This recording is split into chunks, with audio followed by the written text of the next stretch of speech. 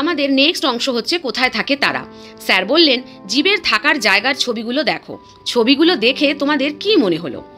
আয়েশা বলল, সব জায়গা তো আমাদের বাড়ির চারপাশের মতো নয়, কোথাও খুব উঁচু, কোথাও নীল জলে বড় বড় ঢেউ, আবার কোথাও বা সাদা বরফ। ঠিকই, এই পৃথিবীর সব জায়গা আমাদের এলাকার মতো নয়। এখানে দেখো কি বলা হচ্ছে, যে আয়েশা বুঝতে পারছে যে সব জায়গা তো আর আমাদের বাড়ির চারপাশের মতো নয়, মানে সমতল নয়, কোথাও উঁচু, কোথাও নিচু, কোথাও বা নীল জলে বড় বড় ঢেউ খেলে যাচ্ছে, আবার কোথাও বা সাদা বরফ। তোমরাও দেখো, ছবিগুলো দেখলে পরিষ্কার বুঝতে পারবে, পরবর্তী অংশে ছবিগুলো রয়েছে। জলিল বলল, উদ্ভিদ আর প্রাণীদের থাকার এত রকম জায়গাও আছে পৃথিবীতে। ও খুব অবাক হয়ে যাচ্ছে যে উদ্ভিদ আর প্রাণীরা এত রকম জায়গায় থাকে সারা পৃথিবী জুড়ে। স্যার তখন বললেন, জীবেরা এত বিচিত্র পরিবেশে বাস করে কি করে, বলতে পারবে কি?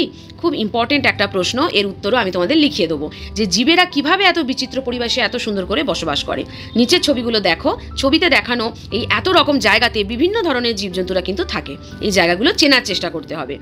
এবার দেখো, এখানে পরিষ্কার বুঝতে পারছো, একটা ঘন জঙ্গল, পাহাড়ি এলাকার সবুজ দিগন্ত বিস্তৃত একটা জায়গা এখানে পরিষ্কার বোঝা যাচ্ছে। তারপর এখানে দেখো জল দেখাচ্ছে, মানে জলজ প্রাণীরা বসবাস করছে।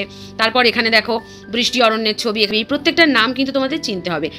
এখানেও দেখো একটা পাহাড়ের ছবি, এখানেও দেখো একটা কি সুন্দর প্রাকৃতিক গ্রাম্য পরিবেশের ছবি। প্রত্যেকটার নাম তোমাদের চিনে চিনে নিচে নিচে লিখতে হবে। এটাও আমি পরবর্তী অংশে দেখিয়ে দিচ্ছি ছবিটা, আর প্রত্যেকটা ছবির নিচে কিন্তু আমি লিখে দেবো কোনটা কোন জায়গার ছবি।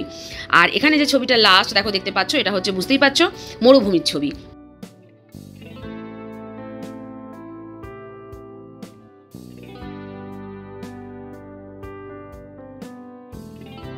বৈশাখীরা বলল, আসলে কোনো প্রাণীর হয়তো সমুদ্রের নোনা জলে থাকতে সুবিধে হয়, কেউ আবার হয়তো পুকুরের মিষ্টি জলে মানিয়ে নিয়েছে। কোনো উদ্ভিদ হয়তো পাথুরে মাটিতে ভালো জন্মায়, অন্য আরেকটা উদ্ভিদ হয়তো আবার আমাদের বাড়ির পাশের পুকুর ধারে স্যাঁতস্যাঁতে মাটিতে ভালো জন্মায়। ঠিক তাই, কেউ নোনা জলে থাকতে পছন্দ করে, কেউ মিষ্টি জলে থাকতে পছন্দ করে, কেউ আবার পাথুরে মাটিতে থাকতে পছন্দ করে, যে মাটি পাথরে পাথরে ভরা। আবার কোনো কোনো উদ্ভিদ আছে কি যারা একদম বাড়ির পাশের পুকুর ধারে স্যাঁতস্যাঁতে মাটিতে ভালোভাবে জন্মায়।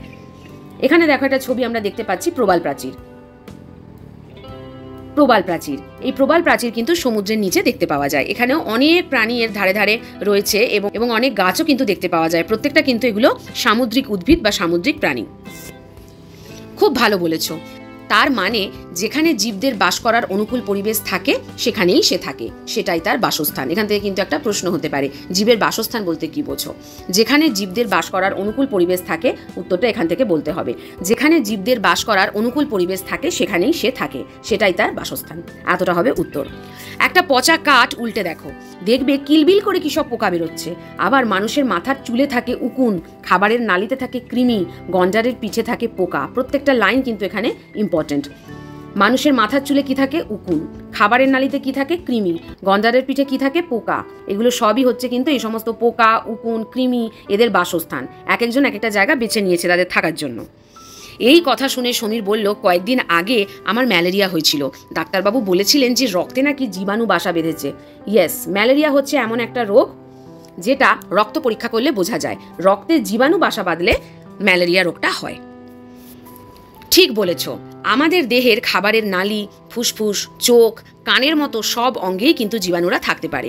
বিভিন্ন উদ্ভিদ ও অন্যান্য জীবের দেহেও জীবাণুরা থাকে। তাহলে দেখো, আমাদের দেহের প্রত্যেকটা অঙ্গে কিন্তু এই সমস্ত জীবাণুরা থাকে। সেজন্য আমাদের সবসময় কি বলা হয়, চোখ, কান, নাক পরিষ্কার করে রাখতে, পরিষ্কার পরিচ্ছন্ন খাবার দাবার খেতে, যাতে শরীরের কোথাও জীবাণুরা না বাসা বাঁধতে পারে। ওপরের আলোচনা থেকে তোমরা বুঝতে পারলে যে শুধু ফাঁকা জায়গা হলেই তো বাসস্থানের অনুকূল নাও হতে পারে। এই জন্যই কি মরুভূমিতে কাঁটা গাছ আর উট ছাড়া সেরকম কোনো জীবজন্তু চোখে পড়ে না। তার মানে কি শুধুমাত্র ফাঁকা জায়গা হলেই কিন্তু বাসস্থান হবে তার কোনো মানে নেই। মরুভূমি তো বিশাল ফাঁকা জায়গা, ধুধু প্রান্তর, শুধু বালিতে ভরা। তাহলে সেখানে কেন মানুষ গিয়ে থাকে না, বাসস্থান তৈরি করে না? কেন সেখানে শুধুমাত্র কাঁটা গাছ আর উট দেখা যায়? কারণ সেই জায়গাটা মানুষের বসবাসের পক্ষে বা বেশ কিছু প্রাণীদের বসবাসের পক্ষে কিন্তু অনুকূল নয়। তাহলে বাসস্থান মানুষ সেখানেই গড়ে তোলে যেটা সব দিক থেকে তার জন্য অনুকূল হবে। যে অঞ্চলে অনেক জীব থাকে তারা একে অপরের বেঁচে থাকার অনুকূল বাসস্থান তৈরি করে দেয়। ঘন বন বা সমুদ্রের নিচে প্রবাল প্রাচীরে এই ঘটনাই ঘটে থাকে। সমুদ্রের নিচে যে প্রবাল প্রাচীর দেখা যায় সেখানে কিন্তু প্রচুর প্রাণী, প্রচুর উদ্ভিদ নিজেদের বসবাস স্থাপন করেছে এই কারণেই। কারণ ওরা একে অপরকে বেঁচে থাকার জন্য যে রসদটা সেটা দেয়। যে অঞ্চলে অনেক জীব থাকে, কোথাও অল্প জীব থাকলে সেটা সম্ভব নয়, কিন্তু অনেকে মিলে থাকলে কি একে অপরের ওপর নির্ভর করে বেঁচে থাকতে পারে। আগের পাতার ছবি দেখে জীবদের থাকার নানা রকম জায়গার নাম লেখো। এবার দেখো যে ছবিগুলো এতক্ষণ তোমাদেরকে দেখালাম বা তোমরা নিশ্চয়ই বইতে দেখতে পাবে, সেই প্রাণীগুলোর নাম লিখতে হবে আর তাদের থাকার জায়গার নামগুলো এখানে লিখতে হবে। এখানে দেখো দুটো দিয়ে দিয়েছে, 1 আর 2, একেরটা দিয়েই দিয়েছে উট, আর 2 এখানে আরেকটা প্রাণীর নাম লিখতে হবে। পরবর্তী অংশে দেখে নাও, আমি সবটাই লিখে তোমাদের দেখিয়ে দিয়েছি, কিন্তু ওই একই কথা আগে নিজেরা করবে, তারপর ভিডিও দেখে উত্তর মেলাবে। পরেরটাই কি বলেছে, তোমার জানা এরকম কতগুলো উদাহরণ দাও যেখানে একটি জীব অন্য আরেকটি জীবের বাসস্থান তৈরি করে দেয়। মানে এই যে বললাম প্রত্যেকটা জীবের উপর নির্ভরশীল, সেরকম কিছু উদাহরণ এখানে দিতে হবে। যেমন কি একটা উদ্ভিদ আরেকটা উদ্ভিদের বাসস্থান তৈরি করে। এখানে দেখো উদাহরণের জায়গায় তোমাদের হিন্টস দিয়েছে কিভাবে করতে হবে, তোমাদের কিন্তু নিজে থেকেই লিখতে হবে। এবার উত্তরগুলো দেখে নাও। দেখো, জীবের নাম উট, জীবদের থাকার নানা রকম জায়গার নাম। উট কোথায় থাকে? মরুভূমি। নেক্সট হাঙর, হাঙর কোথায় থাকে? না সমুদ্র। নেক্সট পার্টে দেখো, একটা উদ্ভিদ আরেকটা উদ্ভিদের বাসস্থান তৈরি করে, এর উদাহরণ জানতে চাওয়া হয়েছে। 1 নম্বরেরটা কি বলা হয়েছে? খেজুর গাছ ড্যাশ গাছের বাসস্থান। তো খেজুর গাছ বট ও অশ্বত্থ গাছের বাসস্থান। 2 নম্বর, একটা উদ্ভিদ আরেকটা প্রাণীর বাসস্থান তৈরি করে, তার উদাহরণ কি? তাল গাছে বাবুই পাখি বাসা বাঁধে। আর 3 নম্বরে কি রয়েছে দেখো, একটা প্রাণী আরেকটা প্রাণীর বাসস্থান তৈরি করে, যেমন গন্ডারের পিঠ পোকাদের বাসস্থান। এখানে বিষয়গুলো বাঁদিকে বলে দেওয়া হয়েছে, আর ডান দিকে দেখো প্রত্যেকটার উদাহরণ দেওয়া রয়েছে। ঠিক আছে? খেজুর গাছ আর বট বা অশ্বত্থ দুটোই হলো গাছ, তাহলে এখানে কি উদ্ভিদের বাসস্থান তৈরি করে দিচ্ছে। একইভাবে পরেরগুলো দেখো, তাল গাছ উদ্ভিদ আর বাবুই পাখি হলো একটা প্রাণী, তাল গাছে বাবুই পাখি বাসা করে। আর প্রাণীর কিভাবে বাসস্থান তৈরি করে দিচ্ছে? না, গন্ডারও একটা প্রাণী, পোকাও প্রাণী, গন্ডারের পিঠ পোকাদের বাসস্থান। সমীর এবারের ছুটিতে গুজরাটে বেড়াতে যাবে। উত্তেজনায় কয়েকদিন ধরে ওর ঘুম আসছে না। শেষ পর্যন্ত ছবির সিংহকে সচক্ষে দেখবে।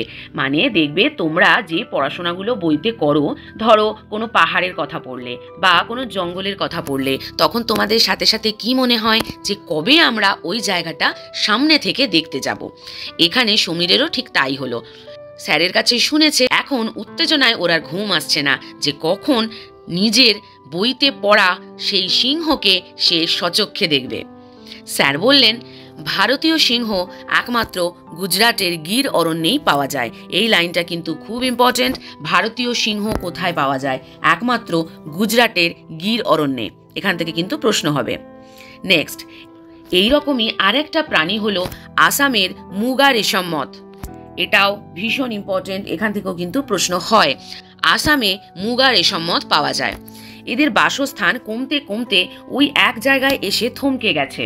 যদি ভবিষ্যতে এই জায়গাটা থেকেও এরা হারিয়ে যায়, তবে আর এদের দেখতে পাওয়া যাবে না। মানে কি, এতদিন ধরে মুগা রেশম মথ অনেক জায়গাতেই পাওয়া যেত, কিন্তু বর্তমানে শুধুমাত্র আসামেই পাওয়া যায়। তাই বলছে, এই একইভাবে মানুষের অত্যাচারে বা নানা কারণে যদি আসাম থেকে এই রেশম মথ হারিয়ে যায়, তাহলে এদের কিন্তু আর দেখতে পাওয়া যাবে না। দেখো, এখানে একটা তোমাদের ছবি দিয়ে কি সুন্দর করে দেখানো হয়েছে যে মুগা রেশম মথের শুককিট। পুরো দেখো শুঁয়োপোকার মতো দেখতে। ঠিক আছে, এগুলোকে বলা হয় রেশম মথ। নেক্সট, নিচের ছবিগুলো দেখে বোঝার চেষ্টা করো ওই প্রাণীগুলো কোন কোন বাসস্থানে থাকে বা থাকতে পারে। দেখো, এখানে বেশ কতগুলো ছবি তোমাদের দিয়ে দেওয়া হয়েছে। যেমন একদম বাঁদিকে দেখো বাঘের ছবি, তারপর কচ্ছপ, এখানে দেখো পাখির ছবি, বুঝতেই পারছো এটা একটা চড়াই পাখির ছবি। নেক্সট হচ্ছে ডান দিকে রয়েছে আরশোলা। এবার দেখো, এইখানে কাকের ছবি দেখতে পাচ্ছ, নোংরা আবর্জনার মধ্যে কাক বসে আছে। ডান দিকে দেখো, এটা হলো গোসাপের ছবি। তোমরা অনেকেই যারা গ্রামের দেশে থাকো তারা কিন্তু জঙ্গলে এই গোসাপকে দেখতে পেতে পারো।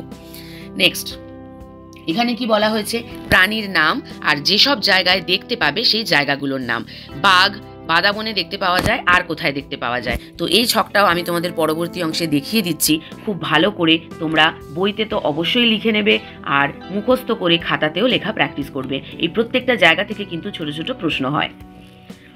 দেখো, তাহলে বাঘ কোথায় থাকছে? বাদাবন আর বড় বড় ঘাসে ভরা জঙ্গল। কাক আস্তাকুর প্রায় সব জায়গায়।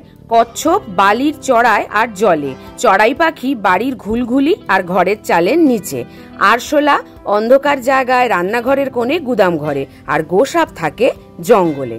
দেখো প্রত্যেকটাই কিন্তু আমি লিখে দেখিয়ে দিয়েছি, খুব ভালো করে তৈরি করে নাও। নেক্সট, এবার দেখো এই অংশটা খুব ইম্পর্টেন্ট। থাকার জায়গা হারিয়ে যাচ্ছে, মানে কি বাসস্থান হারিয়ে যাচ্ছে কাদের? বেশিরভাগ উদ্ভিদ ও প্রাণীদের। স্যার বললেন সেদিন একটা খবরের কাগজ থেকে বিপন্ন বাসভূমি, মার্ক, বইতে একদম মার্ক করে রাখো, বিপন্ন বাসভূমি নামে একটা লেখা তোমাদের পড়ে শুনিয়েছিলাম। মনে আছে কি? স্যার ক্লাসে বলছে যে বিপন্ন বাসভূমি এরকম একটা লেখা খবরের কাগজে বেরিয়েছিল, তো সেটা আমি তোমাদেরকে পড়িয়ে শুনিয়েছিলাম। তোমাদের কি মনে আছে? স্যারের প্রশ্নের উত্তরে সোনাম বলল, চারিদিকে শহর বাড়ছে, জলাভূমি বুজে যাচ্ছে, আকাশ থেকে সুন্দরবনকে দেখলে নাকি মাথার টাকের মতো লাগে। সোনাম দম নেবার জন্য একটু থামতেই আয়েশা বলে উঠল, আমিও বলবো স্যার। মানে স্যার কি বলেছিলেন যে চারিদিকে এত শহর বাড়ছে, সামান্য দেখো আমাদের এখানেও এত পুকুর ছিল আগে, এক সময় জঙ্গল ছিল, সেই সমস্তগুলোকে কেটে পরিষ্কার করে বড় বড় ফ্ল্যাট তৈরি হয়ে যাচ্ছে। একইভাবে গ্রামে গেলে দেখতে পাওয়া যাচ্ছে যত জলাভূমি ছিল, জল ছিল, সেই জায়গাগুলো কিন্তু বুজে যাচ্ছে, সেগুলোকে নোংরা ময়লা দিয়ে বুঝিয়ে দেওয়া হচ্ছে, তার উপরে ফ্ল্যাট তৈরি করা হচ্ছে। তো এইভাবে চারিদিকে শহর বাড়ছে বলেই তো এই ফ্ল্যাট বাড়ি তৈরি করা হচ্ছে, তাই তো? আর একসময় সুন্দরবন ঘন জঙ্গলে ঢাকা থাকতো, এখন কিন্তু ওপর থেকে সুন্দরবনকে দেখলে ঠিক মাথার টাকের মতো লাগে। মানে কি, মাথায় চুল না থাকলে ঠিক যেমন অবস্থা হয়, সুন্দরবনেরও অনেকটা সেরকমই অবস্থা হয়েছে। এরপর দেখা যাক আয়েশা কি বলছে। স্যার বললেন, হ্যাঁ তুমিও বলো।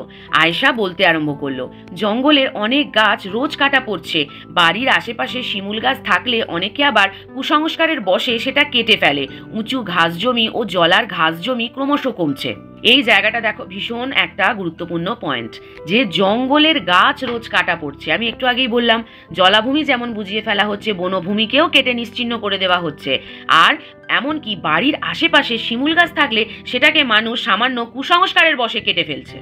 শিমুল গাছ বাড়িতে রাখা ভালো না, এই যে একটা ভ্রান্ত ধারণা। শিমুল গাছ তো গাছই, এখানে খারাপ ভালোর তো কোনো প্রশ্ন নেই, কিন্তু মানুষ কি করছে? কুসংস্কার মানে ভুল চিন্তা ভাবনার জন্য, অশিক্ষার জন্য এই শিমুল গাছকে কেটে ফেলছে। এরকম উঁচু ঘাস জমি ও জলার ঘাস জমিও ক্রমশ কমে যাচ্ছে, কারণ সবই মানুষ কেটে ফেলছে। ঠিক আছে? স্যার তখন বললেন, ঠিক বলেছ। এসব শুনে সমীররা গভীর চিন্তায় পড়ে গেল। তবে কি একদিন এই পৃথিবীর সব বাসস্থানই এভাবে হারিয়ে যাবে? মানুষ তখন যাবে কোথায়? দেখো কত গভীর চিন্তায় সমীর পড়েছে, সমীরের মতো বাকি ক্লাসের ছাত্রছাত্রীরাও কতটা ভাবছে। এই ভাবনা যদি মানুষ মানে সমস্ত মানুষ ভাবতো, তাহলে কিন্তু এইভাবে বাসস্থান হারিয়ে যেত না। সত্যি তো, এইভাবে যদি জঙ্গল কেটে ফেলা হয়, জলাভূমি বুঝিয়ে ফেলা হয়, তাহলে একটা সময় পর মানুষ থাকবেটা কোথায়? মানুষেরই তো বাসস্থান লোপ পাবে, মানুষও মরতে থাকবে, কারণ প্রকৃতি ডিসব্যালেন্স হয়ে যাবে, প্রকৃতির ব্যালেন্স নষ্ট হয়ে যাবে। প্রকৃতিতে সবাই সবার প্রয়োজন। নেক্সট দেখো, এই উদ্ভিদ আর প্রাণীদের ওপর নির্ভর করেই তো মানুষের বেঁচে থাকা। একদম কারেক্ট, সব থেকে বেশি নির্ভরশীল কিন্তু মানুষই গাছেদের ওপর। তাই বিভিন্ন জীবের বাসস্থান বাঁচানোর ওপর ওরা একটা পোস্টার তৈরি করবে বলে ঠিক করলো। পোস্টারের মাধ্যমে ওদের অঞ্চলের বিপন্ন উদ্ভিদ আর প্রাণীদের কেন বাঁচানো দরকার সেই বিষয়ে ওরা সবাইকে জানানোর চেষ্টা করবে। মানে দেখো, সমস্ত মানুষকে, এখন দেখবে তোমাদেরও স্কুল থেকে নানা রকম সার্ভে বেরোয়, যেরকম ডেঙ্গুর সময় বেরোনো হয়। এটা কিসের জন্য? মানুষকে সচেতন করার জন্য বিভিন্ন পোস্টার বানানো হয়, ব্যানার তৈরি করা হয়, করে পাড়ায় পাড়ায় ঘুরে, মানে স্কুলের আশেপাশের অঞ্চলে ঘুরে, তোমাদের বাড়ির আশেপাশের অঞ্চলে ঘুরে মানুষকে এটা বোঝানো যে উদ্ভিদ আমাদের জন্য কতটা প্রয়োজনীয়। তাই গাছ কাটা বন্ধ করা প্রয়োজন, প্রয়োজনে আরো বেশি পরিমাণে গাছ লাগানো উচিত। ওকে, তাহলে দেখো এই চ্যাপ্টারটা থেকে প্রকৃতির একটা গুরুত্বপূর্ণ জিনিস কিন্তু আমরা জানতে পারলাম। সেটা কি? যে গাছ যত বেশি পরিমাণে লাগানো হবে, প্রকৃতির ভারসাম্য সঠিকভাবে বজায় থাকবে। আর এই যে ঘাস জমি, জলাভূমি, এগুলোকে বুঝিয়ে না ফেলে প্রকৃতির সঠিক নিয়মে এগুলোকে থাকতে দেওয়া উচিত। না হলেই কিন্তু বিপন্ন বাসভূমি তৈরি হবে, মানে একটা সময় পর মানুষ বাস করার জন্য আর জায়গা খুঁজে পাবে না। অন্যান্য প্রাণী ও উদ্ভিদদের মতনই মানুষদের জীবনও কিন্তু বিপন্ন হয়ে উঠবে। পরবর্তী অংশে পরের অংশটা নিয়ে আসবো। প্রত্যেকটা ভিডিও ভালো করে ওয়াচ করো, কারণ এই সিরিজটার শেষে আমি কিন্তু তোমাদের সাথে প্রশ্ন উত্তরগুলো শেয়ার করব। এই অংশগুলো মিস করে গেলে তাহলে কিন্তু তোমরা প্রশ্ন উত্তর কিছুই বুঝতে পারবে না। পুরো যতখানি আমার পড়ানোর এই আবহাওয়া বাসস্থানের অংশটা আমি শেষ করব, করে এই পুরো চ্যাপ্টারটা থেকে তোমাদের কিন্তু প্রশ্ন উত্তরগুলো দিয়ে দেবো। ঠিক আছে? তাহলে আজকের ভিডিওটা এটুকুই থাক। No more today, more in my next video. ততক্ষণের জন্য বাই বাই চিলড্রেন।